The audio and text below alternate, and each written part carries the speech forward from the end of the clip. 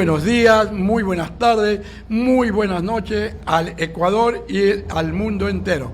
Mi saludo a todos nuestros amigos cibernautas que se conectan con nosotros los días martes, jueves y viernes. CGN Noticias, Radio y Televisión presenta nuestro espacio Frente a Frente, un diálogo con la ciudadanía. Programa grabado por el canal de televisión de la Unión Nacional de Periodistas Núcleo del Guayas.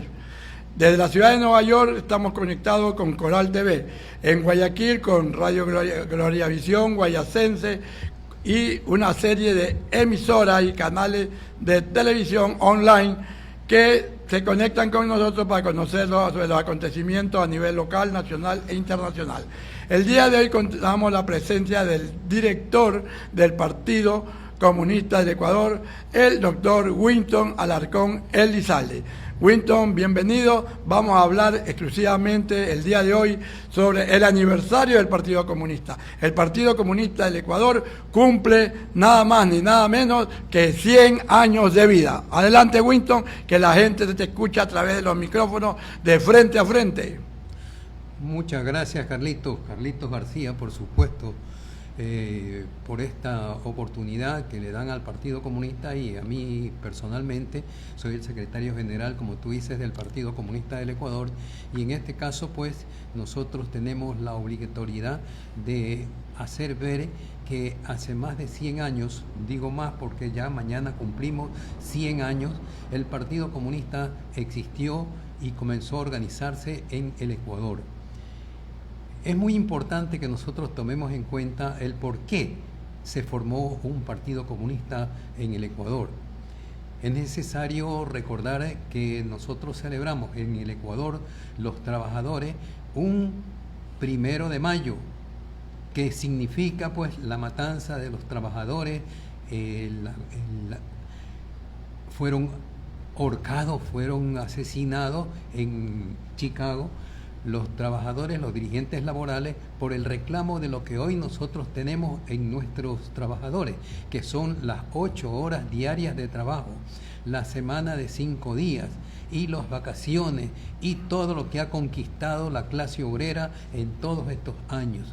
Eso se debe pues al 1 de mayo, que fue una matanza en Chicago y que nosotros estamos reivindicando siempre.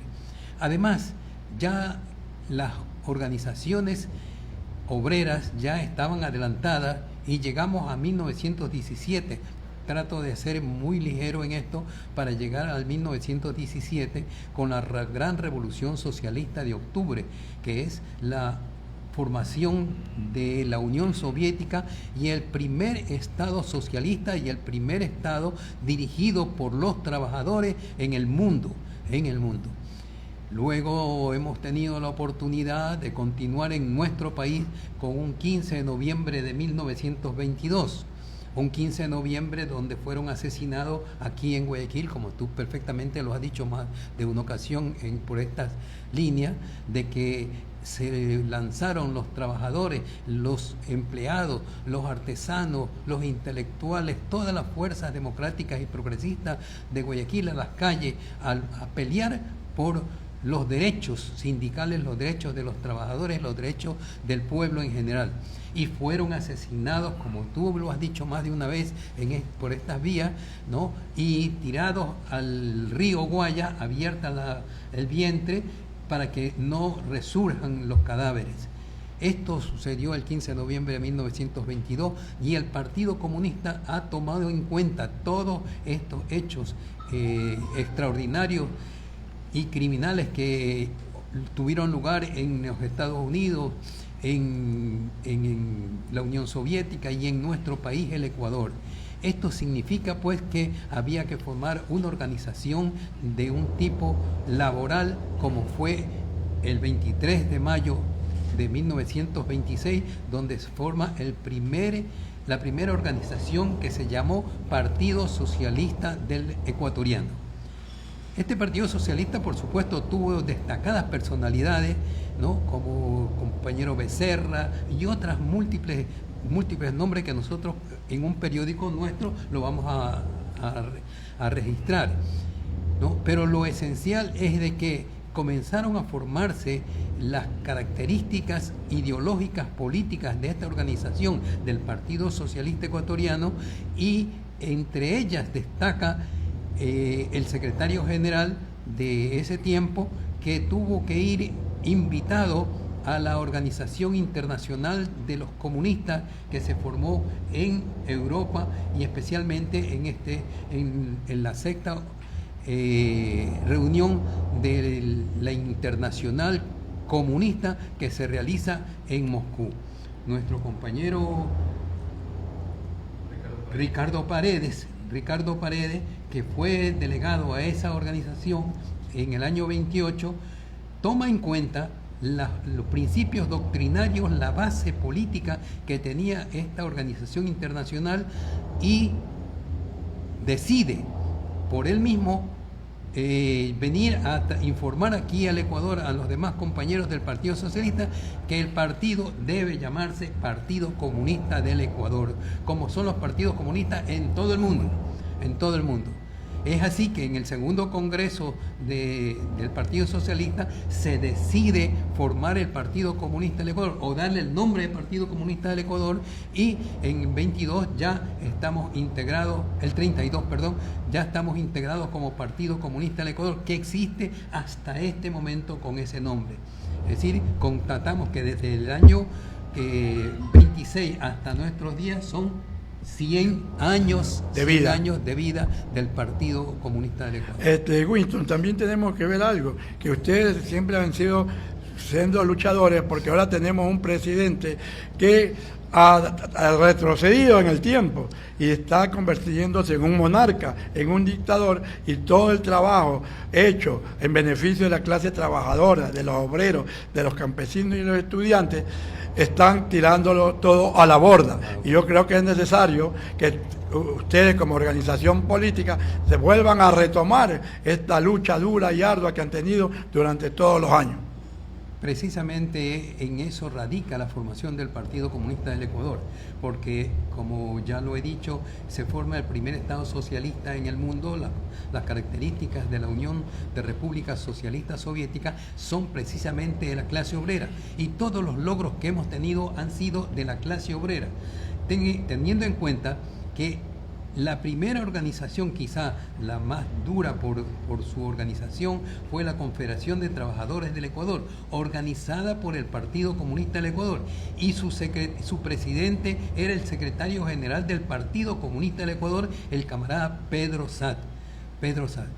Junto con la CTE se forma también la Federación Ecuatoriana de Indígenas, es decir, la FEI, que también era dirigido por grandes indígenas comunistas, y que existe hasta este momento y lucha en este momento por sus propias reivindicaciones.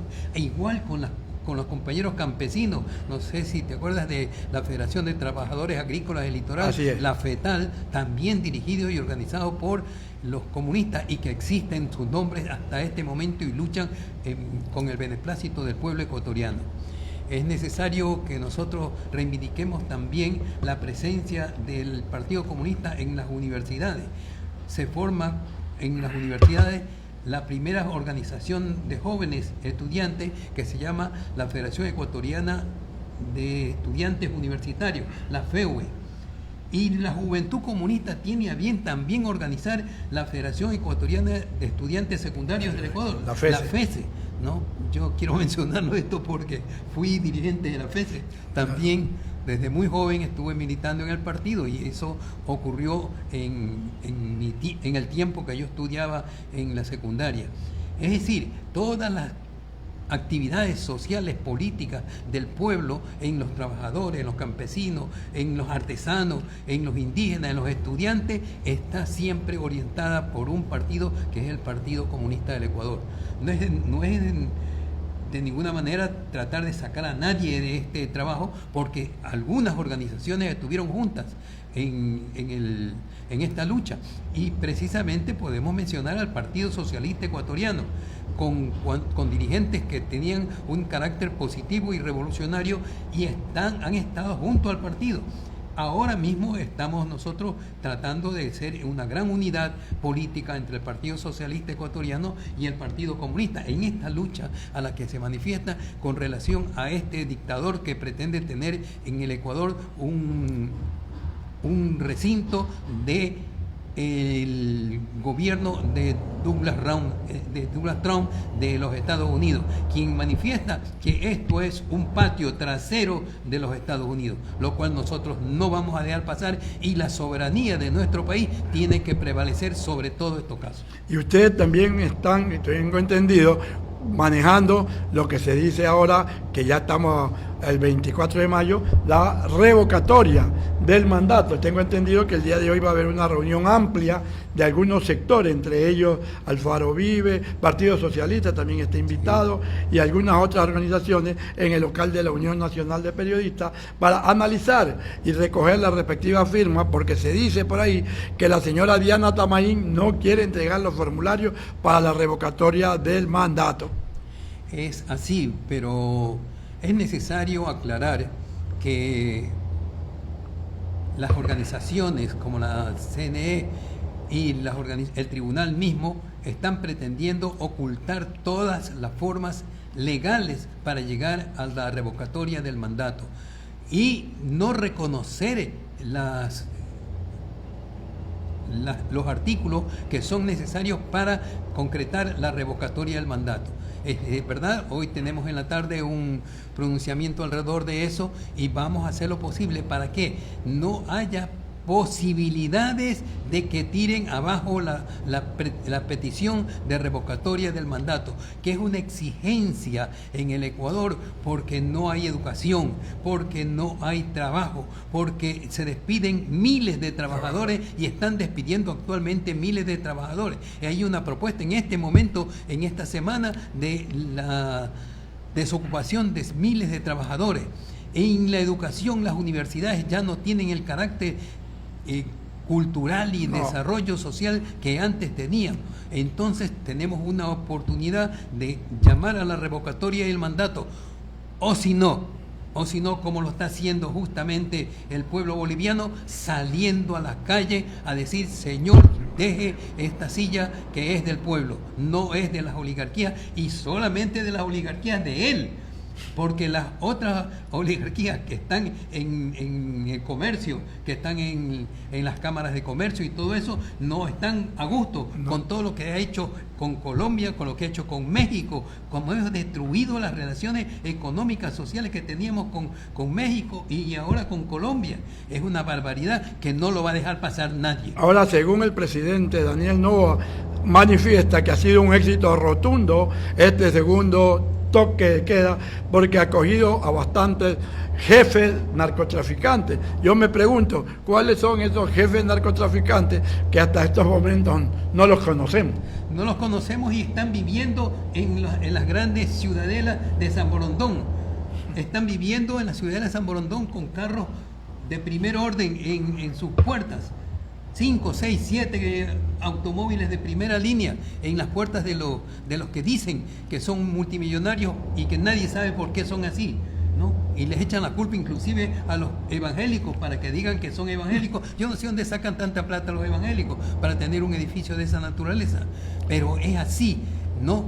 Ese cerramiento que ha hecho desde las 11 de la noche hasta las 5 de la mañana no es más que buscar aterrorizar al pueblo ecuatoriano para que no salga a las calles, para que no salga a ninguna parte. El terror es lo que están planteando y es lo que plantea justamente Donald Trump en Latinoamérica, en Argentina, en Paraguay. Están haciendo lo mismo y pretenden hacerlo en el Perú. La gente está saliendo a decir que no, que vamos a luchar por la soberanía de nuestro país y por la independencia social y política y económica del Ecuador en estos momentos tan difíciles que tenemos. Y Noboa está tan desesperado porque todos sabemos que ha bajado su índice de popularidad, y es así que está suspendiendo algunas organizaciones políticas. Primero suspendió por 90 días, si no me equivoco, a Revolución Ciudadana.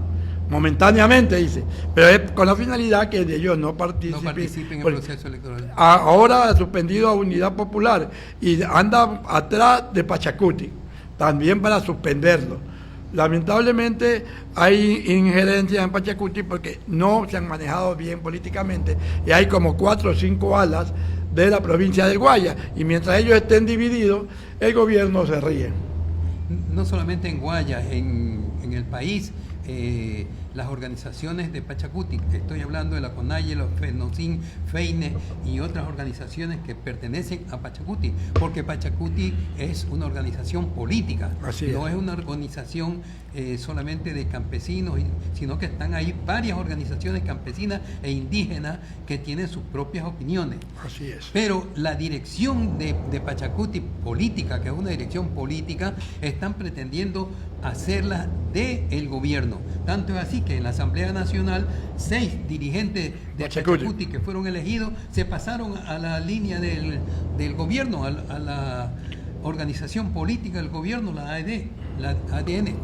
Y así ha ocurrido, pero eso está tirado abajo. En este momento Pachacuti tiene una posición con sus dirigentes, una posición firme y leal, y hay que tener en cuenta, en las organizaciones campesinas indígenas que tenemos, hay destacadas mujeres que están y que salieron a junio del año pasado, salieron a las vías y a las calles a luchar por los intereses de los indígenas, intereses del pueblo ecuatoriano. Pero así tú te has dado cuenta que el gobierno las quiere detener y las está acusando de terroristas, porque Exacto. Este es el cuento, tanto en Argentina con Milei, lo mismo pasaba en Bolivia, pero quieren meter el cuco de Evo Morales. Evo Morales no está metida en esta lucha.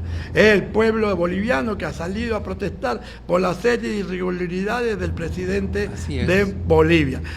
Los Estados Unidos quieren utilizar la figura de Evo Morales para decir que Evo Morales es el que está haciendo el movimiento, y no es así. Es el pueblo boliviano que no ha soportado más esta situación, y tanto es ahí la denuncia de un dirigente boliviano que dijo la otra vez que han mandado bombas lacrimógenas del Ecuador, el presidente Daniel Noboa, y Milei ha mandado el avión Hércules con ayuda para la gente que necesita, pero no es así. Ahí vienen armas y vienen una serie de dinamitas, etcétera, para combatir a la gente que está luchando por el pueblo boliviano.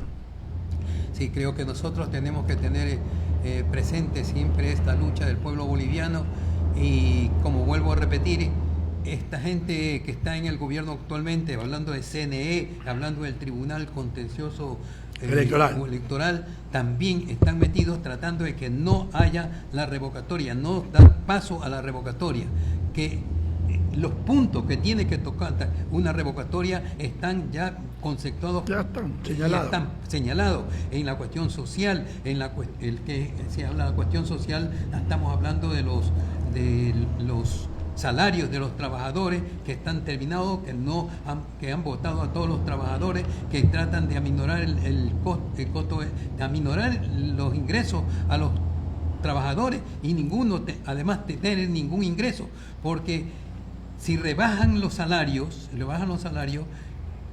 o no pueden rebajar los salarios, están utilizando esta forma de que la persona entre a un emprendimiento. Este emprendimiento puede ganarse 100, 200, 300 dólares al mes, quizás más, pero es un emprendimiento que no tiene futuro, solamente 1, 2, 3 meses el emprendedor está trabajando en eso, y se acabó. No hay posibilidades en las universidades de estudio. Están aminorados completamente las universidades en sus estudios. Las aulas están vacías en las universidades porque no dejan pasar más de 200 estudiantes ingresen a las universidades. Y así sucesivamente en todo lo que significa el aspecto social en que está viviendo el Ecuador. Y esta aterrorización que tenemos con las mafias que están emparentadas con el gobierno, que ya se va a probar cómo es que están trabajando conjuntamente con el gobierno, está logrando la atemorización el terrorismo del Estado contra el pueblo ecuatoriano. Ahora, no nos demos cuenta. Antes usted veía los mensajes que sacaban las universidades, la FEUE, la FESE, y hasta el mismo rector, yo me acuerdo de don Jaime Poli Alcida, que en paz descanse, sacaba sendos comunicados en defensa del problema del pueblo. Pero ahora no. ¿Por qué? Porque el mismo rector actual, Paco Morán Peña, está trabajando directamente con la gente del gobierno nacional. Así es, desgraciadamente es de la no realidad. Podemos hablar de no una universidad revolucionaria como era antes. Digo revolucionaria porque la revolución es un hecho histórico. Así es. No es que están pretendiendo hacer una cosa diferente. Y como tú bien lo mencionas, Jaime Poli y todos los sucesores de él, inclusive los decanos, toda cuestión legal de alguna categoría era consultada con el decano de la Facultad de Jurisprudencia, que salía a las pantallas de televisión y de la radio para dar su opinión correcta como era antes.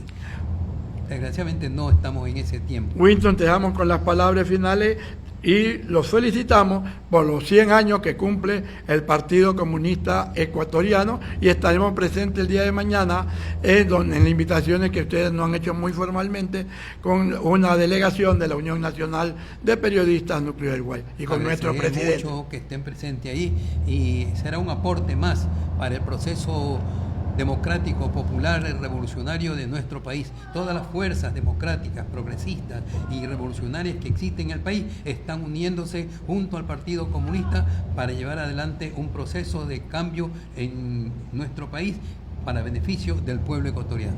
Estuvo con nosotros el abogado Winston Alarcón, secretario general del Partido Comunista del Ecuador, que cumplen 100 años. ¡Viva el Santo! ¡Viva!